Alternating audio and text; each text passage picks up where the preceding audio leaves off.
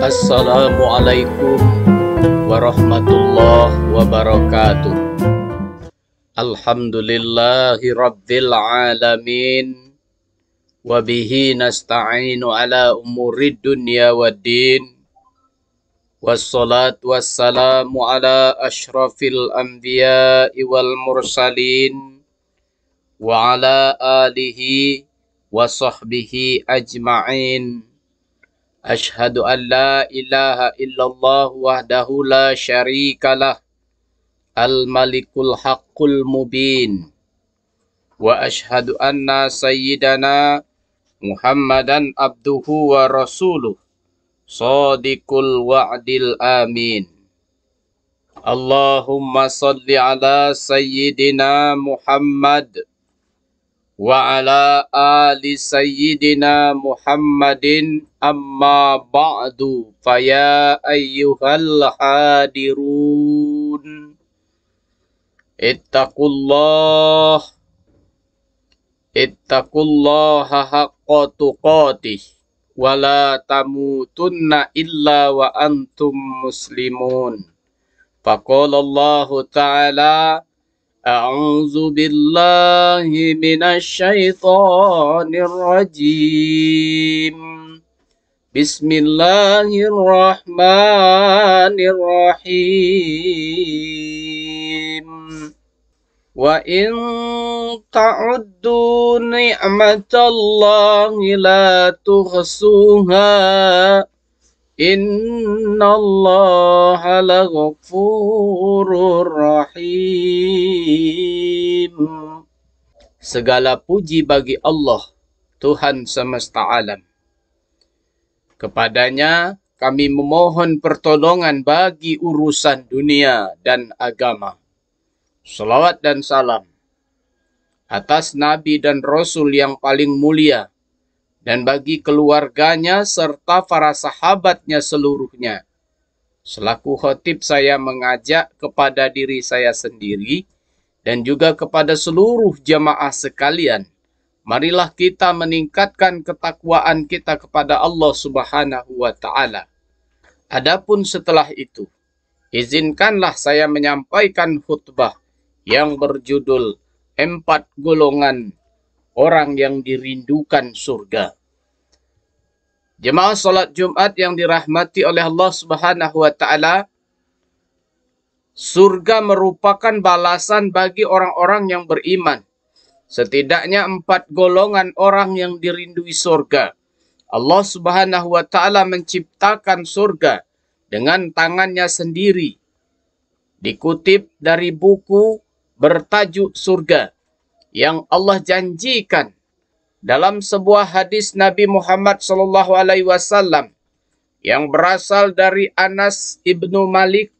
Rasulullah SAW bersabda, Allah Subhanahu wa Ta'ala membangun surga Firdaus dengan tangannya. Allah Subhanahu wa Ta'ala membebaskan dari semua orang musyrik dan semua peminum arak yang mabuk. Hadis riwayat Baihaqi. Jemaah salat Jumat yang dirahmati oleh Allah Subhanahu wa Ta'ala, A'udzu billahi minasy syaithanir rajim. Bismillahirrahmanirrahim. Innal ladzina amanu wa 'amilus solihati ulaika hum khairul bariyah. Jazaa'uhum 'inda rabbihim jannatu 'adnin tajri min tahtihal anharu khalidina fiha abada.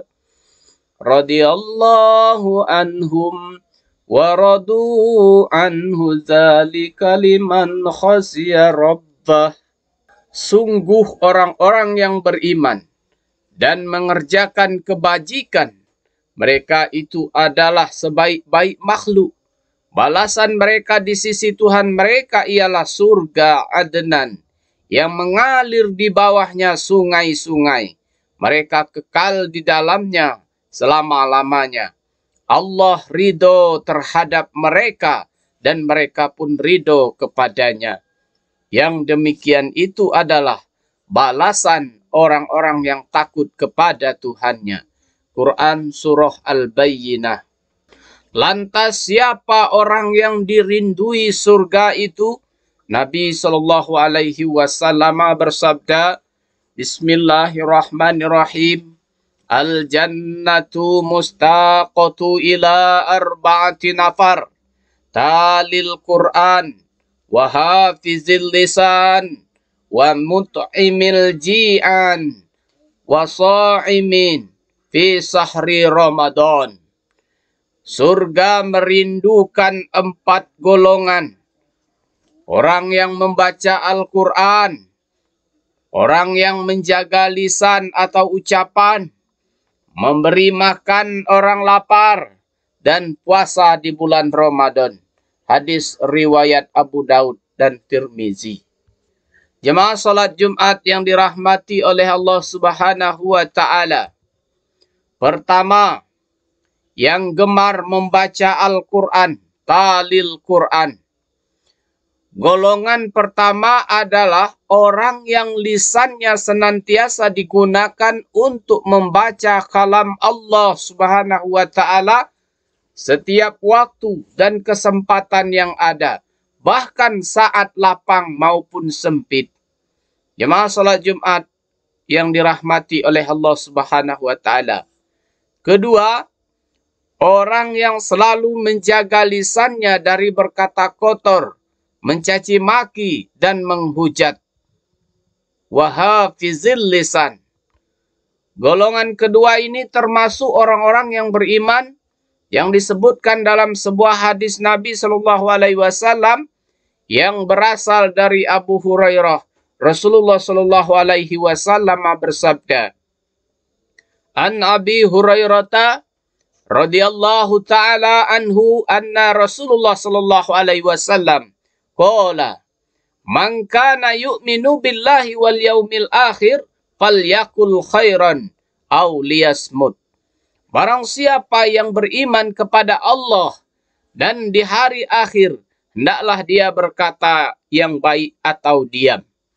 Imam Al-Ghazali dalam kitabnya Ihya Ulumuddin menjelaskan ada 14 macam bahaya lidah. Salah satunya adalah perkataan yang tidak bermanfaat yang dapat membuat hati kasar. Yang ketiga, orang yang memberi makan terhadap orang-orang yang lapar. Wa mut'imul ji'an. Golongan yang ketiga ini adalah orang yang senantiasa membantu orang yang membutuhkan. Allah Subhanahu wa Ta'ala telah membalas kebaikan yang dilakukan oleh hambanya.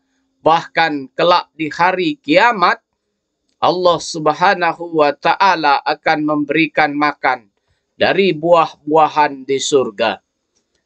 Dalam sebuah hadis yang diriwayatkan oleh Tirmizi, Rasulullah Shallallahu Alaihi Wasallam bersabda yang artinya, siapapun mukmin memberikan makan mukmin yang kelaparan, pada hari kiamat nanti Allah akan memberinya makanan dari buah-buahan di surga. Siapapun mukmin yang memberi minum mukmin yang kehausan, pada hari kiamat nanti Allah akan memberinya minum dari minuman surga. Siapapun mukmin yang memberikan pakaian mukmin lainnya supaya tidak telanjang, pada hari kiamat nanti Allah akan memberinya pakaian dari perhiasan surga. Hadis riwayat Tirmizi.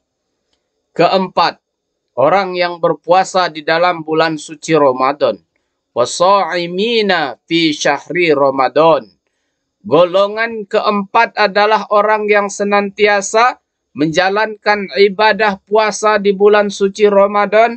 Maka bersyukurlah bagi mereka yang senantiasa melaksanakan puasa Ramadan, kehadiran mereka dirindukan oleh surga.